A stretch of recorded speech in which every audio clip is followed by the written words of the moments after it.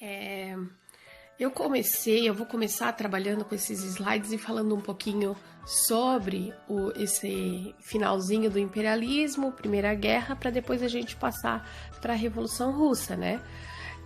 E eu gostaria que vocês pudessem buscar também outros meios na internet, vídeos para assistir, tá? Depois abaixo eu vou colocar algumas sugestões. Depois também vou mandar alguns links para vocês estarem assistindo para complementar, para reforçar o conhecimento, certo?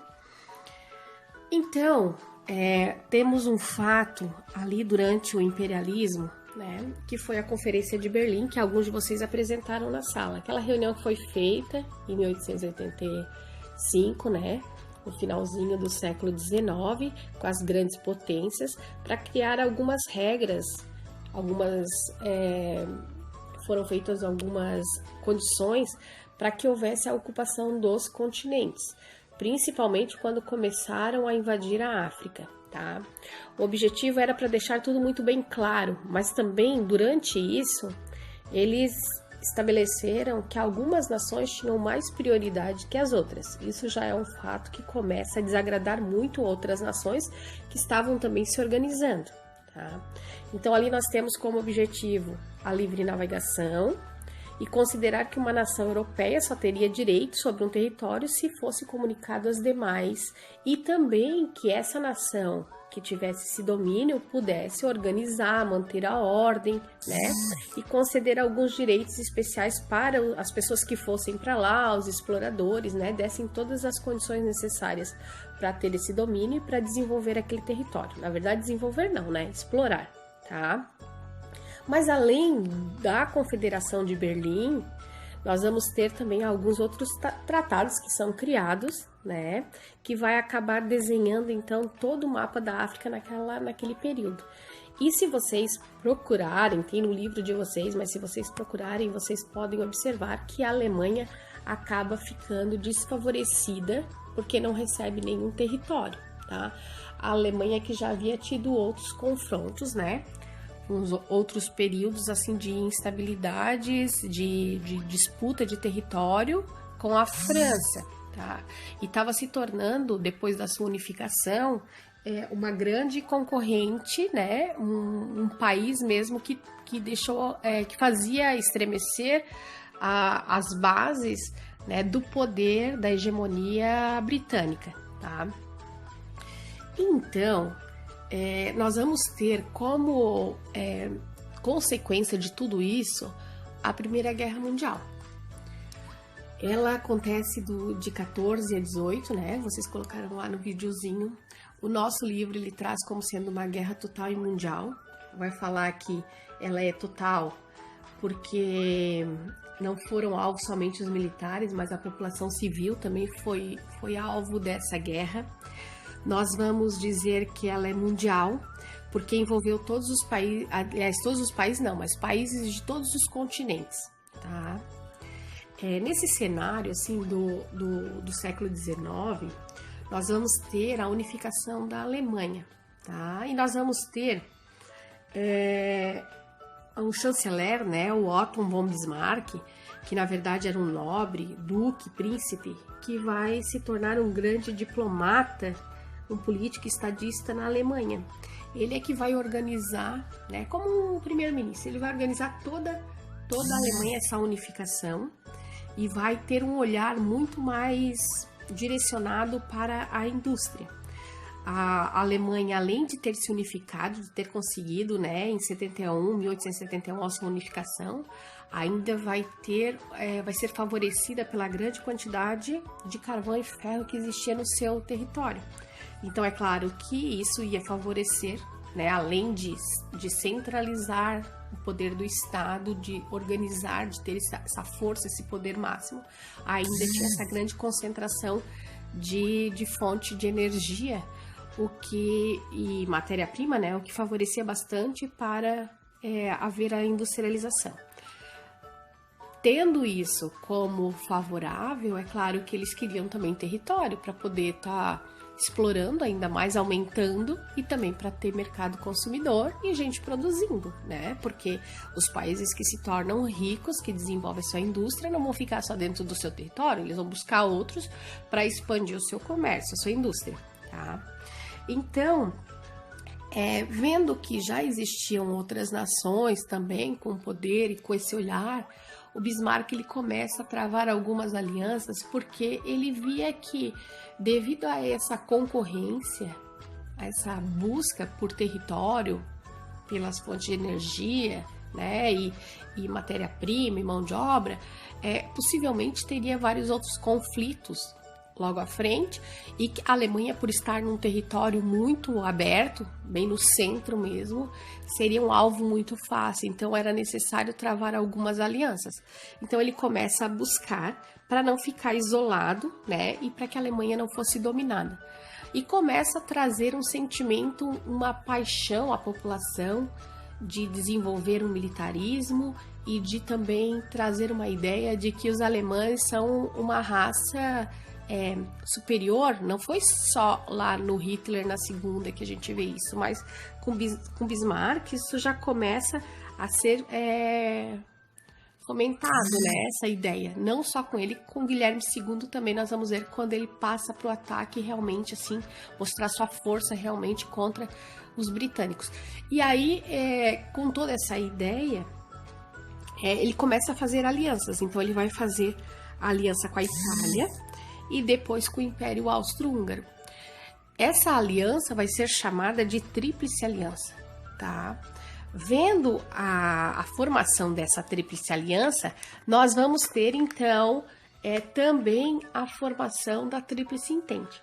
Mas antes disso, o Guilherme, não sei se por inveja ou não, alguns historiadores dizem que foi, outros não, por conflitos internos e pensamento, o Guilherme II, na época, né, era o rei da Alemanha, ele acaba demitindo o Bismarck e fica no poder, tá? O objetivo dela era travar realmente uma disputa, um enfrentamento contra os britânicos, contra a Inglaterra, principalmente. Só que o Bismarck não tinha essa intenção, né? Por isso que ele acabou tendo que demitir, segundo alguns, né, o Bismarck, porque eles estavam com pensamentos opostos, certo? Então, ele começa a incentivar a indústria naval a produzir mais, já que os ingleses eram, né, os mais poderosos no comércio marítimo, tinham o poder naval, né, eram mais fortes, então acabavam tendo poder sobre as rotas comerciais também, sabe? E aí ele vai incentivar essa indústria naval, o que vai fazer com que a marinha alemã se torne bem forte, certo? A partir daí começa a euforia assim, militar dentro da Alemanha, tá? Com ainda mais ideias de superioridade, de militarismo, de que é uma raça superior às demais e que tem que construir, produzir, evoluir e conquistar muito mais do que outras nações, certo? A Inglaterra começa a ver que com essa mentalidade, com essa ideia, ela vai afetar diretamente o seu poder, a sua hegemonia, né? Porque era uma política muito agressiva, tá? Do Guilherme II. Então, eles começam a pensar também em algumas alianças. E é claro que a França, que já estava descontente porque já havia perdido território em outras guerras, principalmente a Prússia, para os alemães, também não gostava, né? Até porque seria um novo momento de disputa de território entre essas nações, porque já tinha se estabelecido a França e a Inglaterra com os maiores territórios da África, da Ásia, e agora chega a Alemanha querendo também a sua parte. Então, o que acontece, né? Eles começam a ver que há necessidade de fazer uma aliança para, de repente, um contra-ataque, caso a Alemanha, junto com seus aliados viessem para cima. Então eles acabam fazendo essa aliança, né? A Inglaterra e a França, eles vão firmar essa aliança em 1904. Já a Rússia também vai entrar nessa tríplice, que daí vai ser a tríplice realmente, né? Em 1907, tá? Vai se aliar também aos franceses e aos ingleses, certo? A guerra, ela aconteceu, como vocês colocaram no vídeo, como vocês viram no início, né? De 14 a 18, certo? E teve 3 momentos. Nós tivemos a primeira fase da guerra foi a de movimento, né? Quando vão as tropas, os soldados, tudo que eles têm de armamento, vão para cima um contra o outro, né? Cada exército com o seu e o embate frente a frente. Depois nós tivemos um segundo momento, que foi o momento das trincheiras, a fase de trincheiras, que era cavar aqueles buracos e fazendo uma rota para chegar até o exército oponente. E ali eles levavam muito tempo, né? Os vídeos de vocês ficaram excelentes e muitos vídeos mostraram realmente essas fases, né? E assim, ela foi uma fase muito interessante, porque também não tiveram muitos mortos, apesar de que a higiene não era muito favorável. Vocês imaginam só ficar ali naqueles buracos, né? Por um grande período de tempo, tá?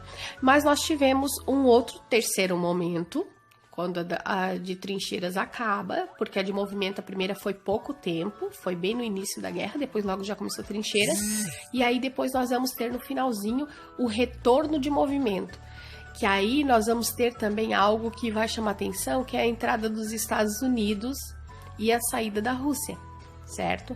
Nesse período. Eles vão utilizar, a Alemanha vai utilizar muito mais armamento pesado, artilharia pesada, né? Além da aviação e também o uso de submarinos, que vão, na verdade, eles vão acabar torpeando, né? Fazendo torpeamento de navios norte-americanos e brasileiros, o que faz com que os Estados Unidos e o Brasil entrem, então, nessa guerra junto com a Tríplice Entente, né? Auxiliando a Inglaterra e a França, já que a Rússia estava saindo, porque a Rússia estava passando por um problema muito crítico, né? A miséria estava assolando a Rússia e precisava de uma mudança mesmo política dentro da Rússia, porque o povo já não aguentava mais o descaso com a população e envolvimento numa guerra travada por outras nações, e que eles acabaram entrando junto, e na verdade não tinha assim um objetivo como, na verdade, o objetivo que tinham as outras nações, né, que faziam parte das outras tríplices. Então eles acabaram saindo, foram liderados pelo Lenin, que é um dos líderes da Revolução Russa. Em 1917, ele sai então para fazer essa revolução. E aí nós vamos ter a entrada dos Estados Unidos. Então o que vai marcar o fim da revolução é a entrada dos Estados Unidos e a saída da Rússia. O estopim da guerra, o que deu assim origem, apesar desses domínios, dessa luta, das disputas de território, vai ser a morte, o assassinato também do príncipe herdeiro, né, o Francisco Ferdinando, né, que foi assassinado lá na Bósnia, e que havia um conflito muito grande naquela região lá dos eslavos, uma disputa de poder, e os alemães tinham entendido, e a Rússia também nesse conflito.